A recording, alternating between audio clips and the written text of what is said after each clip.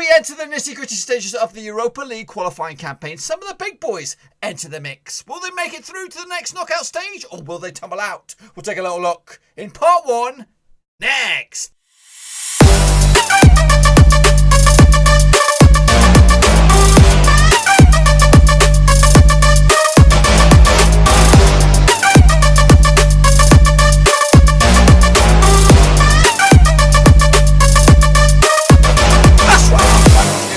So today we're taking a look at the Europa League 2020-2021 second qualifying round, part 1, and we'll get to that in just 1 second. If you're new to the channel, smash your subscribe button to get you bang up to date with all things Blackburn Rovers related, Europa League related, world football related. We're going to all hear under one Ruski. That's right, boys and girls. Yes, it's getting to the nitty-gritty stages. Of course, Tottenham have entered the fray. Who else has entered the fray? Some of the other big boys. Bars are in here. AC Milan as well. Rangers are in here. Some of the big heavy-duty teams have entered the mix, and we'll talk about that in just a second. Of course, one big shout-out because, wait for it, we got not one, but 2 new Patreons. Woo! Get in the mix, boys and girls. I think that brings us up to 18 patrons to the gang. That's right. Sweet 18, boys and girls. We'd love to make that up to 20, and that could be down to you. But anyway, big shout out to the returning Constable 1976. He's back, boys. He is back in the Patreon gang. Respect to my brother for coming back into the old mix. Unfortunately, he is a Bournemouth fan, so we might have to have a little bit of a squabble this weekend because, of course, Rovers take on Bournemouth. But well done, Constable 1976. I do appreciate the love. Big love. I do appreciate it. Of course, we've got Omar Esquivel. That's right. Welcome to the gang, boys. Omar Esquivel makes it number 18. So respect to both of those guys for joining the Patreon gang. If you were thinking about joining in, there is a link down below, patreon.com/Roverseas. I do appreciate the love, of course. It does help with the channel. I am looking to try and improve the content here, and in order to do that, I need to improve the equipment. If you could see behind the scenes, the Franken computers and things like that I've got knocking around this place, you wouldn't believe it. And I want to up the quality, and that is the aim for the next couple of seasons, to kind of make this into something a little bit more high production value. But anyway, enough about that. Much respect to the love. They make it 18. So we're getting again. If you want to know who the full list of the patrons, there is going to be a list at the end of the show. So make sure you stick around for that bad boy. Anyway, let's jump in the deep end, of course, and take a little look. And of course, how we all got on last time around. Now, of course, these match day, whatever it was, first qualifying campaign was split to 2 videos. And it's going to be the same process for this, because I thought it was just going to get easier after that. I thought I was going to get easy because there'll be not many matches, but I'm wrong. I think there's actually more games in the second qualifying round than there is in the first. Yes, that is correct. Anyway, so let's get as deep in. Hopefully, this will be it'll become all apparent to you in just a second. So yes, we're gonna start with, of course, these bad boys here, which I don't even know which ways these came out. So B36 Tórshavn, they took on Levada Tallinn. That ended up as a 2-2 draw in the end, with Tórshavn coming out on penalties. Actually went with Levada on that one, so I got that one wrong.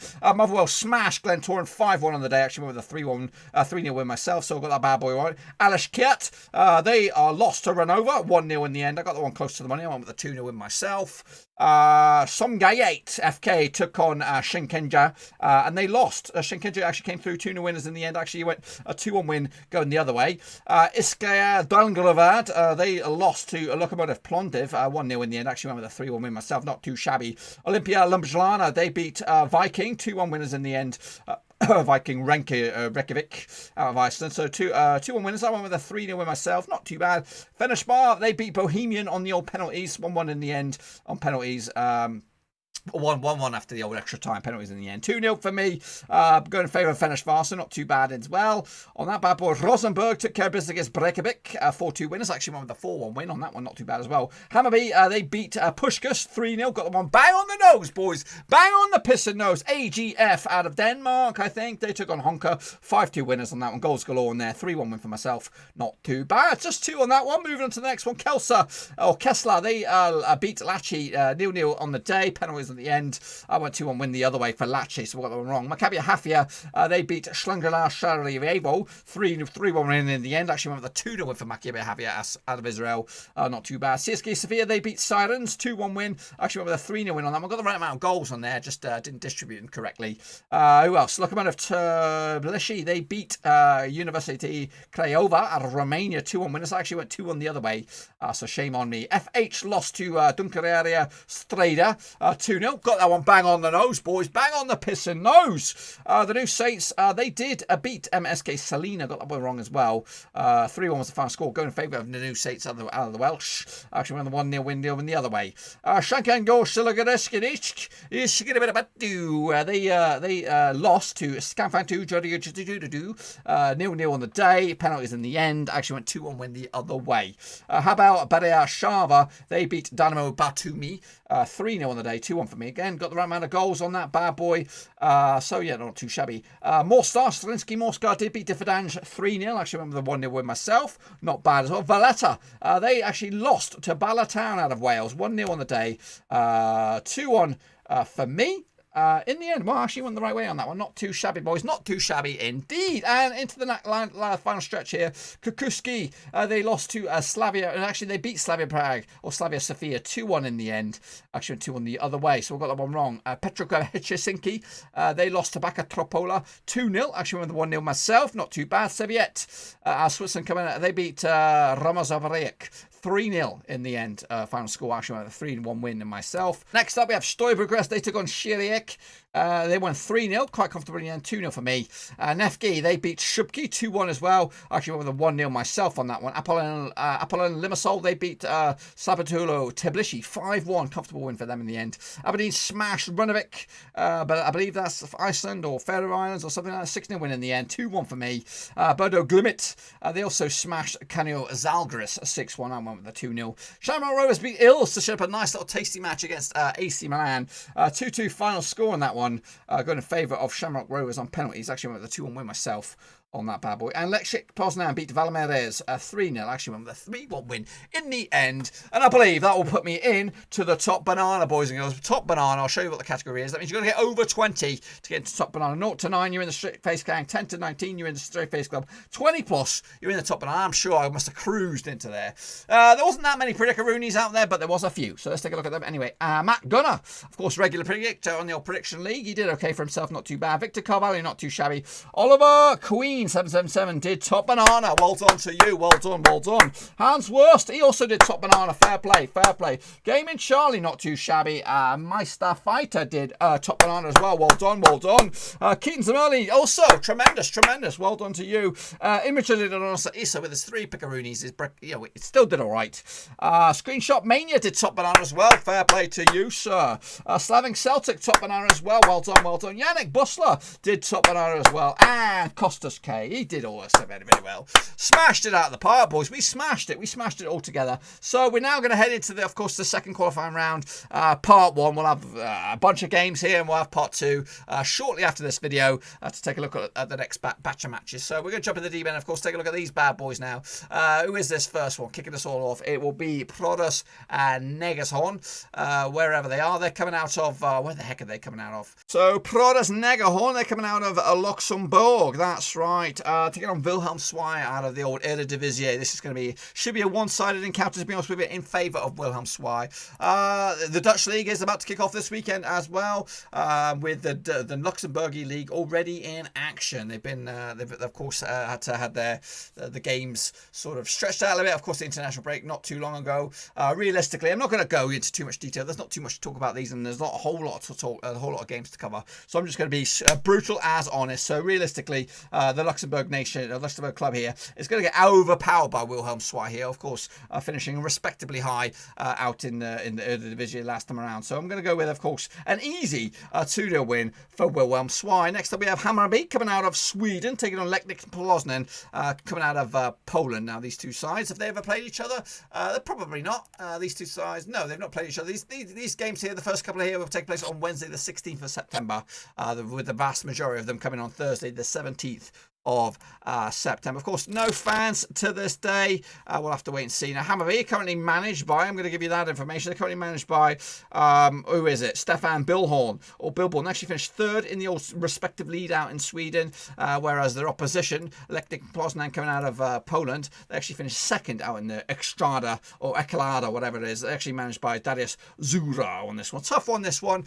Two sides who I think, deserve to be later on in the old qualification campaign. I think think that, to see them tumble out at this stage is quite sad, but one of them has to go, and I'm going to go with a 1-0 win. It's not going to be the biggest win for Poznań out of Poland to go through to the next stages, boys and girls. That's right. And who will they join by? Will it be B36 Tórshavn, or will it be the New Saints? Now, this one takes place also on the 16th of September, which is the Wednesday. Now, B36 Tórshavn coming out of the Faroes, I believe, finishing second in the respective division last time, managed by Jakob A. Borg, taking on the New Saints coming out of Wales, who also finished second in their respective league as well, also managed by Scott Roscoe on this one. Quite surprised to see the New Saints sticking around, but this is a very winnable task. I think both of these sides could go through, both of these sides could beat them, but of course, what the major factors is the home advantage. Of course, there's no fans really, but ultimately, it's going to be one of those close games, just like the previous one, and I'm going to side with the New Saints. Going to give it a British backing there to get themselves through to the next stage. So the New Saints will join Poznań at Wilhelmswijk. 3 away wins out of 3. Is that likely to happen? Probably not. Next up, we have NS Mura. Now, where are they coming out of? NS Mura, they're going to be taking on AGF out of Denmark. This one takes place on the 17th of September. Now, Mura coming out of Slovenia. They actually finished 4th out in the Europa League last time around, managed by Anta Zumazada. They're going to be taking on AGF. Who are managed by David Nielsen, coming out of the Danish Superliga, finishing 3rd last time around. I do fancy the Scandinavian sides, especially at this level. It's going to actually take something special for them to get knocked out at this stage. I'm going to go with a 3-1 win myself for AGF. Quite comfortably to make it a 4th away win on the spin. Oh my goodness gracious me. Next up we have Maccabi Haifa coming out of Israel, taking on Kairat coming out of Kazakhstan off the top of my head. Haifa actually managed by Bariaka. They finished 2nd in the Israeli Premier League last round, so they should have a bit of something about them. Meanwhile, FC Kairat actually finished in 2nd out of the Kazakhstani Premier League, managed by Alexander Shipsyevsky. I'm going to go with the Israelis on this one. Not going to muck about. Going to go straight to the chase. 2-1 win for them at home to get themselves through. First home win of the Predikaroonies. Next up we have, who do we have on this one? FC Kaiser taking on Apal out of Cyprus, of course. Again on the 17th of September. Kaiser, nice badge by them bad boys. Finishing 6th out of the Kazakhstani Premier League, managed by Storyachov Malendov. Taking on Apoel Nicosia, managed by Marias Orzianindis, finishing 3rd in the Cypriot League, which actually got abandoned towards the end of it. I didn't get abandoned. It was abruptly stopped. Of course, they just finished wherever they finished. I do like the Cypriot team. Of course, used to live there way back when I was a youngster, when I was a nipper. And I'm going to fancy the chances over the Kazakhstanis with a 2-0 win. Away days as well to get another away win. Next up, we have Ventspils. Ventspils taking on Rosenborg. Where these bad boys then? Now Rosenborg coming out of Norway, of course. Ventspils coming out of Latvia. Ventspils coming out of Latvia, finishing 3rd last round in the old respective division, managed by Florida Vunzunga Rosenborg. Not really the Norwegian side of old, but who would be in the Champions League latter stage, or at least the group stages, giving teams a hard time, like your Manchester United and co. Finishing 3rd in the Elsturian out in Norway, managed by Anga Haralda these days. Like I said, I do fancy the Scandinavian clubs, and I think they'll do just that again against Ventspils with a 2-1 win for Rosenborg. Next up, we have Renova.